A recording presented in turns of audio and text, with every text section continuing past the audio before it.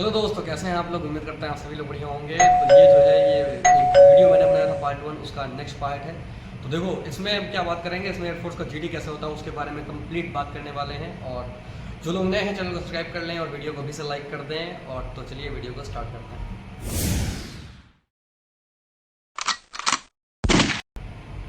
तो देखिए एयरफोर्स का जब पार्ट 2 स्टार्ट होता है, सबसे पहले आपको एक हॉल में बैठा दिया जाता है, वहाँ से आपको बुलाया जाता है एयरफोर्स जीडी के लिए। और एयरफोर्स का जो जीडी है उसमें जब आप आते हैं तो आते ही आते आपका एक सी सर्कल में चेयर पड़ी होती हैं।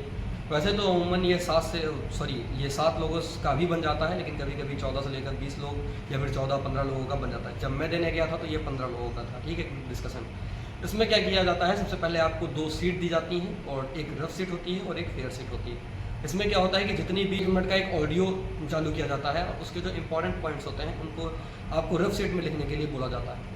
जो आपको लगे कि जिसपे देखो ये जो टॉपिक जो समय 1 मिनट का चलने वाला है, यही टॉपिक आमतौर पर आपको एयरफोर्स जीडी में ग्रुप डिस्कशन के लिए भी मिलता है। तो इसीलिए ये कोशिश करना कि इसके जितने भी इंपॉर्टेंट पॉइंट्स हैं उनको रफ सीट में लिख लेना।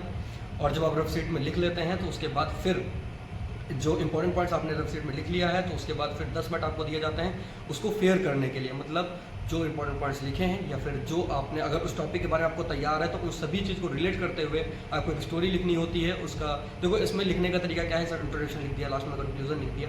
पॉइंट वाइज लिखने की कोशिश करना है इसमें, क्योंकि ये एक अलग इफेक्ट डालते हैं। ठीक है, आपकी स्टोरी राइटिंग में जब आप उसमें लिख लेते हैं तो उसके बाद फिर क्या होता है कि जब आप ये कंप्लीट कर लेते हैं, जब 10 मिनट हो जाते हैं तो उसके बाद आपसे रफ सीट जमा कर दी जाती है, फिर फेयर सीट, दोनों सीट आपकी जमा कर ली जाती हैं। और जमा करने के बाद ये राउंड खत्म हो जाता है। उसके बाद आपका इंट्रोडक्शन शुरू होता है, मतलब नरेशन राउंड शुरू होता है, जिसके अंदर आपको इंट्रोडक्शन भी देना होता है और 1 ही मिनट आपको मिलता है। इंट्रोडक्शन भी दोगे और अपने बारे में भी बताओगे, मतलब उस जो टॉपिक है उस टॉपिक के बारे में बताना होता है। सबसे पहली चीज़ जब आप इंट्रोडक्शन देते हैं तो कुछ चीज़ों का आपको ध्यान रखना होता है। सबसे पहली चीज़ आपको सेल्फ के बताना होता है, यानी आप कहाँ से बिलोंग करते हैं, आपका नेम क्या है और आपका जो और आपकी क्वालिफिकेशन है वो क्या है। इन सब चीज़ों के बारे में बात करेंगे। फिर मदर्स नेम, फिर फादर्स नेम, उन दोनों लोगों का ऑक्यूपेशन क्या है, वो क्या करते हैं, इन सब चीज़ों के बारे में। फिर उसके बाद आपको लोकेलिटी यानी आप कहाँ के निवासी हैं और वहाँ की कोई फेमस चीज़ आपको बतानी होती है। और उसके बाद अगर उसके बारे में आपके बात करूँ about your brothers and sisters के बारे में आपको बताना होता है, मतलब आपके भाई और बहन के बारे में बताना होता है। और भाई और बहन के बताने के बाद उनके बारे में बताने के बाद फिर आपकी हॉबीज़ क्या हैं वो बतानी होती हैं। उसके बाद आप इंडियन एयरफोर्स क्यों ज्वाइन करना चाहते हैं। आप काफ़ी सारे लोग इसमें कॉमन चीज़ें बोलते हैं कि ये मेरा बचपन से सपना था। ठीक है, ये सारी चीज़ें मत बताना। ठीक है, क्योंकि यार ये कॉमन हो चुका है, सभी आगे बोलते हैं। और हाँ, जैसे मैं 3AC कानपुर में गया था तो वहाँ का एक रूल था, उन्होंने ये कहा था कि आप इंडियन एयरफोर्स क्यों ज्वाइन करना चाहते हैं, इस क्वेश्चन का आंसर मत दीजिएगा, इसको अपने इंट्रोडक्शन में मत इंक्लूड करना, मतलब इसके बारे में बताना ही नहीं था, क्योंकि उनको पता था कि भाई कॉमन सी चीज़ें आप बताने वाले हो। तो देखो जो भी आप रियल में हैं सेम वही से दिखाना, आपकी हॉबीज यानी जो आपको पसंद है वही चीज़ बताना। अब ये नहीं क्रिकेट खेलना पसंद है, लेकिन अगर पूछ लिया था T20 कब हुआ था तो यही नहीं पता। इन सब चीज़ों का ध्यान रखना, मतलब जिस चीज़ बारे में नॉलेज हो कि वही चीज़ बताना। ठीक है, यहाँ से आपका इंट्रो खत्म हो जाता है, यानी टॉपिक के बारे में आपने ओवरव्यू समझा है उसके बारे में आपने 1 मिनट के अंदर बताया है। मतलब कोशिश करना 30 सेकंड के आसपास अपना इंट्रोडक्शन खत्म कर देना और बाकी के जो 30 सेकंड है उसी में आपको पूरा अपने टॉपिक के बारे में बताना है। तो ये सारी चीज़ें कंप्लीट हो गई और उसके बाद क्या करना है, उसके बाद आपका स्टार्ट होता है रियल में जीडी ग्रुप डिस्कशन। और इसमें देखो क्या होता है, सबसे पहले चीज़ किसी का 45 मिनट से 1 घंटे तक का हो सकता है। इसमें टोटल 15 लोग रहेंगे, मैं अपने हिसाब से बता रहा हूँ 15, लेकिन अलग अलग जगहों पे अलग अलग होता है। ठीक, मेरे में से 15 लोग थे, उसके बाद उनको 7 और 8 में डिवाइड कर दिया गया था क्योंकि आवाज़ बहुत ज़्यादा होने लगी थी। अब इसी में क्या है कि जो कोचिंग वाले होते हैं वो बहुत ज़्यादा बढ़ा चढ़ा कर आपको बता देते हैं कि कितना टफ होता है। वास्तव में ये है, अगर आप जीडी में केवल पार्टिसिपेट भी करते हैं तो आपको सेलेक्ट किया जाएगा। ठीक है, पार्टिसिपेट करने का ये मतलब है काफ़ी सारे लोग हैं जो बहुत ज़्यादा ओवर बोलने लगते हैं, तो फिर वो प्रॉब्लम होगी। ओवर नहीं बोलना है, एकदम शांत मतलब ये है कि अपनी प्रेजेंस वहाँ पर बनाए रखनी है। अगर डिस्कशन चल रहा है तो उसमें ऐसा नहीं कि आपके आई कांटेक्ट होना चाहिए कंटिन्यू।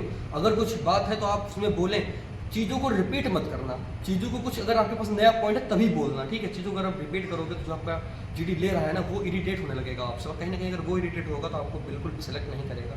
अब काफ़ी सारे लोग ये कहेंगे कि भाई क्या हिंदी में भी होता है, बिल्कुल नहीं यार, केवल इसमें इंग्लिश अलाउ होती है। और इंग्लिश भी कैसी, अगर आपने कुछ बहुत भी बोल रखा आपको, मतलब अगर आपने कुछ बहुत भी प्रैक्टिस की है तो आप आराम से कर ले जाओगे। ठीक, उनको इंग्लिश का लेक्चरर नहीं चाहिए, अगर वही होता तो वो एलिजिबिलिटी क्राइटेरिया कुछ और होते हैं। एकदम फ्रेश माइंड से वहाँ पर जाकर देना और प्रैक्टिस हो सके तो कर लेना थोड़ी बहुत। बाकी अगर मैं अपनी बात बताऊँ, मैंने कोई प्रैक्टिस नहीं की थी, मैं तो ऐसे गया था क्योंकि यार सीधी बात है, मैं इसके पहले IDA की कोचिंग कर रहा था तो वहाँ थोड़ी बहुत मेरी प्रैक्टिस थी।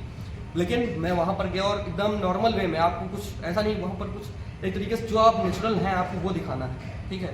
और बाकी तो यार बहुत ज़्यादा सपोर्ट करते हैं वो लोग। और वहाँ एक बात याद रखना, जब मैं जीडी देने गया था, वो जो ऑफिसर थे उनके कुछ वर्ड्स थे, आपको बता रहा हूँ कि बोलने से ज़्यादा सुनने की क्षमता होनी चाहिए। ये वर्ड मैंने उनकी लाइफ में भी कॉपी की और बता रहा हूँ बहुत इंपॉर्टेंट है। जीडी देने जाओगे, जो इंस्ट्रक्शंस वो मतलब दें आपको स्टार्टिंग से लेकर एंड तक, फेज़ 2 के लिए जब तक अंदर रहोगे, फेज़ 2 क्या मेडिकल के लिए जब भी अंदर रहोगे, एक चीज़ भी याद रखना, बोलने से ज़्यादा सुनने की क्षमता रखना। यानी वो जो आपको चीज़ें बताते हैं उन चीज़ों को गौर से सुनना।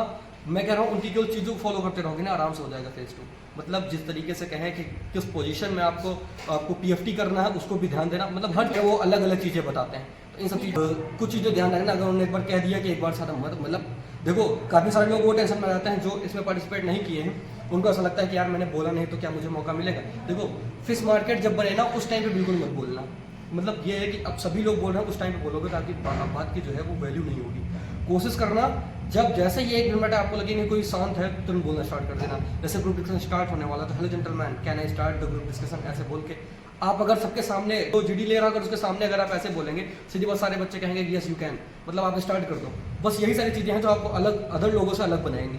चीज़ें एकदम अच्छे से बताना, एकदम टेंशन मत लेना, टेंशन फ्री होकर बोलना। देखो, हेजिटेशन सबको होता है, ठीक है, क्योंकि यार सीधी बात है 2 ऑफिसर्स हैं आपके सामने, और वो क्या है कि अलग अलग चीज़ों के आपके मार्क्स देते रहते हैं या जो भी करते रहते हैं, पेन चलाते हैं, उससे कुछ टेंशन मत लेना, ठीक है।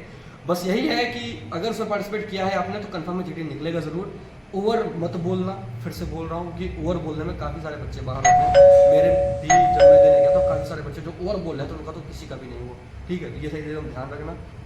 लास्ट में अगर आपने बाय द वे बोला भी नहीं है, वो खुद कहेंगे कि जिन्होंने अभी तक नहीं बोला है, क्या वो दोबारा अभी भी आपके पास चांस है कि आप बोलना चाहते हैं। और अगर आपने पहले बोला है पार्ट, मतलब उसमें ग्रुप डिस्कशन का आप पहले पार्ट रहे हैं, मतलब आप कंटिन्यूस में इंक्लूड रहे हैं, तो फिर मत बोलना। और अगर आपने नहीं बोला है तो वहाँ भी अगर बोल दोगे तो फिर भी आपका सिलेक्शन हो जाएगा, जीडी क्वालिफाई हो जाएगा। जितना आप यहाँ कोचिंग में देखते हैं सुनते हैं, ऐसा कुछ नहीं होता, एकदम नॉर्मल सा होता है। जीडी बहुत सपोर्ट करते हैं वहाँ पर।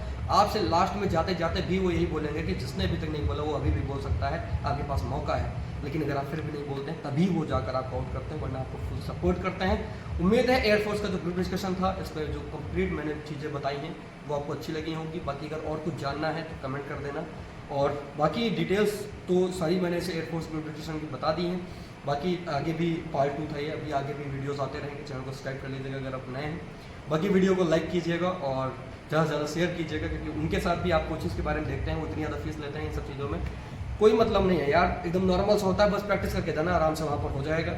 और बाकी किस चीज़ की वीडियो चाहिए वो भी कमेंट कर देना, और कोई भी डाउट है वो तो आप पूछ ही लेंगे। बाकी टेलीग्राम चैनल है, उस पर ज्वाइन कर लेना। इंपॉर्टेंट टॉपिक्स चाहिए उसी पर भेज दूंगा, उसी में डायरेक्ट देख लेना, ठीक है। जब भी वीडियो देख रहे हो, अगर अभी भी आपको डाउट है तो बिल्कुल पूछना। और सबसे मेन चीज़ ये होती है कि अभी आपके मन में ऐसे डाउट रहते हैं, एक मैंने एयरफोर्स एग्जाम गाइड करके एक प्लेलिस्ट बनाई थी, उसमें जाकर चेक कर लेना। उम्मीद है आपके जितने भी डाउट होंगे सारे डाउट्स का वहाँ पर रिप्लाई पहले से दिया होगा, यानी उस पर एक वीडियो जरूर बना होगा, क्योंकि मैंने 33-34 के आसपास वीडियो बनाया है। एयरफोर्स फिजिकल, मेडिकल, फेज 2 कोई भी चीज़ का हो, हर चीज़ का वीडियो केवल 34 वीडियोज़ में मैंने कवर कर दिया, हर टॉपिक, ठीक है। तो मिलते हैं अगले वीडियो में, तब तक के लिए जय हिंद।